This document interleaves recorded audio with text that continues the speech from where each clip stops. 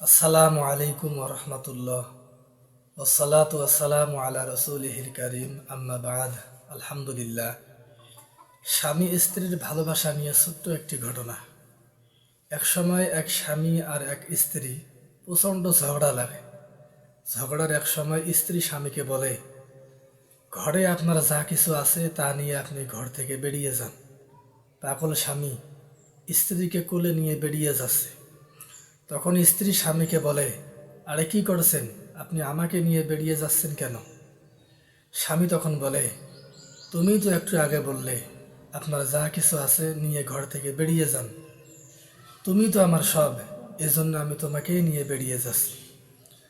তো একটা স্ত্রীর প্রতি স্বামীর ভালোবাসা এরকম কখন হয়?